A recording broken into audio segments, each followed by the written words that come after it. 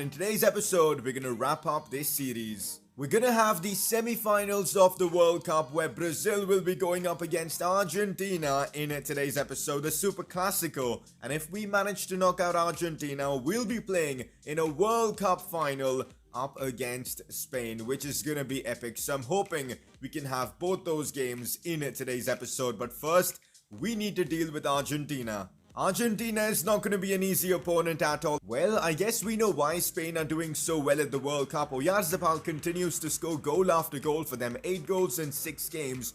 We do have Neymar in the top scorers charts with 3 goals in 5 games in a 12th spot. Do we have any Argentina players in here? We do have Correa with a couple of goals, but apart from that, no Argentina player, which is interesting. Anyways, it's time for the big one, Neymar versus Dybala. It's the Super Classico World Cup semi-finals. Let's get right into it.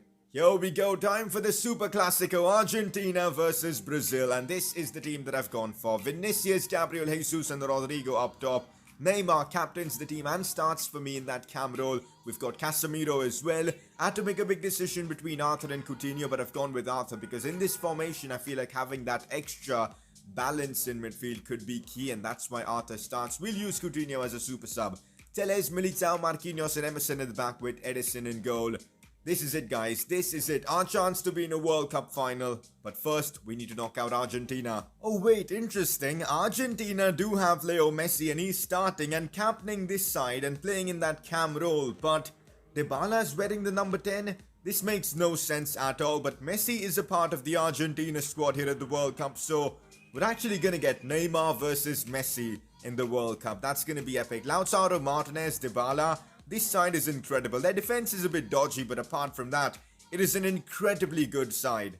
Argentina's defense, at least on paper, looks awful, and we've got to make use of that. I mean, their attack is incredible with the players they've got. Messi, Dybala, and of course Lautaro Martinez. So we know they can score goals, but I have a feeling their defense is going to be extremely leaky. And we've got to take advantage of that. Already we might be in behind the Argentina defense. Here's Gabriel Jesus with a chance. Goes for goal. Forces a big save out of Rulli. Already we're on the attack. Still Arthur with another chance. Goes for goal. This time his shot goes wide. But again, I'm saying, man, their defense is so bad. Already we're creating good chances. Not good, guys, as Dybala might have a chance here. Casemiro was superb there to win the ball back from him. Otherwise, we could have been in a peculiar situation. Thankfully, he put in the challenge.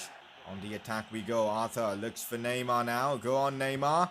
Neymar cuts this one back brilliantly, and Brazil have taken the lead. Gabriel Jesus on target once again. That's why we're starting him ahead of Roberto Firmino. This tournament, man, Gabriel Jesus has been amazing for us. And also Neymar once again with the assist. He's our main creative outlet, creating pretty much all the chances for the team. And that cross to Gabriel Jesus was amazing. And of course, Jesus knew what he had to do. He had to just simply put that one in the back of the net. And he did that brilliantly. With that, Brazil have taken the lead in this Super Classico 1-0. And now we've got the advantage. And here we go on the attack once again. Gabriel Jesus laying this one off for Vinicius Jr. And he gets his goal at the World Cup. Argentina's defense is simply horrendous, man. They just simply cannot contain our players with the pace that we've got on the attack. And they've just crumbled. Like this reminds me of Argentina versus France in the 2018 World Cup.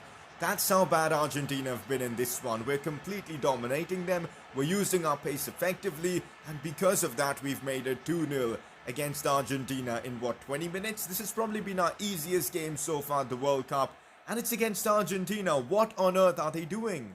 This is not good. Lo Celso on the ball does well, but Eder Militao with the block. We've been really good defensively as well. And we'll need to be for the 90 minutes because, as I said, Argentina's attack is class. Well, Tagliafico pushing forward. Argentina using their fullbacks to attack. Now, this is interesting. Solid cross comes in. Edison, though, punches it away. And we should be able to deal with this. No problem at all. Marquinhos clears it away. Half-time against Argentina, and I did not expect such a good performance from us. Like, we've completely dominated this game from start to up until now. Like, we've kept more possession. We're creating more chances. We've been defensively solid. And we're 2-0 up. Like, this is the perfect outcome for Brazil so far. Let's keep this going, man. I think we can actually humiliate Argentina in this game. They just don't seem up to it. Argentina once again on the attack. It's a good cross that comes in. Lo Celso with a big chance. That was probably Argentina's best opportunity of the game so far. Thankfully, our keepers made a save there. Whew, that was close. Gotta say, guys, in the second half, Argentina have looked a lot better as they're causing problems as it's Messi now. Now it's Lautaro on the attack. Marquinhos with a strong challenge. Our defending has been top-notch in this game, and we've got to keep it that way. Here goes Rodrigo. We could be scoring another goal against, of course, Argentina, as it's Vinicius Jr. on the volley. Incredible finish there from the young Brazilian, as Brazil have made it 3-0 against Argentina. They simply cannot compete against us on the counter. And to be fair, in this second half, Argentina have actually been pretty good, creating quite a few chances here and there. Of course, we've defended that pretty well, but at least they were dominating. But ultimately, on the counter, we are just ruthless, and that is why we're now leading 3-0. Vinicius did get a bit lucky. I don't even know what Rulli was doing there in goal. Just awful keeping there from the Argentine. But anyways, Argentina now 3-0 down to Brazil in this Super Classico. This is probably the first time I'm playing so well against the new patched ultimate difficulty, because it is so hard, man. But somehow we're playing so well in this one, as Argentina have another attack, but it's cut out by Marquinhos again. I'm really playing the best FIFA I've played in a long time, which is perfect, man. It's coming at the right time against Argentina in a Super Classico. No way, I've just straight away given the ball to Argentina.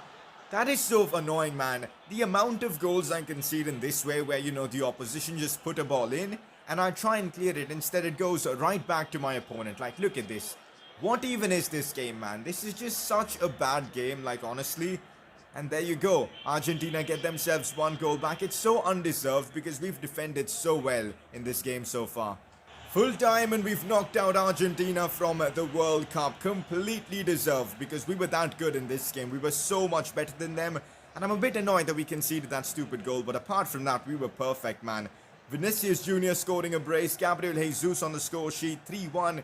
And we are now through to the World Cup final. So this is it, my dudes. We knocked out Argentina, and here we are, World Cup final, Brazil versus Spain. Now, Spain won at the World Cup 12 years ago in 2010, and we know they're capable of getting the job done, but so are Brazil. This is going to be one hell of a game, though, if I'm being honest. The third place game was won by Argentina 2-1. They've beaten England, which is interesting. And, of course, let's take a look and see how Spain got to this final. They knocked out England, beating them 3-1. In the quarterfinals, they knocked out France, and in the round of 16, they knocked out Switzerland. Group stages, let's see how they did. Of course, they finished first in their group, so they're having a perfect tournament so far. This is going to be massive. Miguel Oyarzabal is definitely the player we've got to handle, because 8 goals in 6 games, he's having a wonderful World Cup. He's probably the danger man for Spain at this tournament, so we've got to be careful of him. Here we go, Brazil versus Spain, World Cup final, and because how good we were against Argentina, I'm not making a single change to my team. I'm going with the exact same 11. We've got Vinicius, Gabriel Jesus, Rodrigo, Neymar, even Arthur all starting. The defense is the exact same, Edison in goal. No reason for us to make any changes and take a risk. So this is the team we're going for, Brazil versus Spain. Let's get right into it. That's the Spain team that we're up against. Oyarzabal, Iñaki Williams, Asensio up top. That is a quality attack. Saul is their captain. Fabian and Rodri in midfield as well. That's a quality midfield. The defense is a bit dodgy. Grimaldo and Carvajal are great. Bartra as well, but I'm not too sure about this Calero guy. De Gea in goal. This is the Spain team we're up against in the final. Can we get the job done against them? Let's find out. Spain bombing forward with intensity already as the cross comes in. It's a quality ball played in. The header's played back in, and wow, what a chance for Spain. Edison did incredibly well to keep the shot out. That's actually a fantastic save. Probably the best of the tournament so far. Spain on the attack. Gabriel Jesus doing some defensive work to get it away, but so far the pressure is all from Spain. And we are struggling. Another corner coming in. We couldn't clear it away. Arthur puts in a good challenge. What's going on here? And we somehow pass it away, as I think Rodri's called for offside. But in these first 7 minutes, it's been all Spain. They're pressing us so well. And it's terrific, man. It's difficult to play against. We've got to use the full length of the pitch, the width as well. As here's Gabriel Jesus finds Vinicius Jr. This could create something. Cross comes in. The cross wasn't good enough. Marc Bartra clears it away. We go on the attack once again. Now it is Vinicius Jr. He's already scored a couple of goals at the World Cup in that last game, and now he's on the attack once again. Still Vinicius Jr. Cut back inside, but Calero read that one well. This could be our chance. Go on, Rodrigo. Sees Neymar. Oh, that's a brilliant touch from Neymar. Finds Rodrigo, who chips the keeper. No, that's off the crossbar. I can't believe this, man. In the World Cup final, we've hit the crossbar as well. It looks like the Spain fans are excited about that, but so close to scoring, man.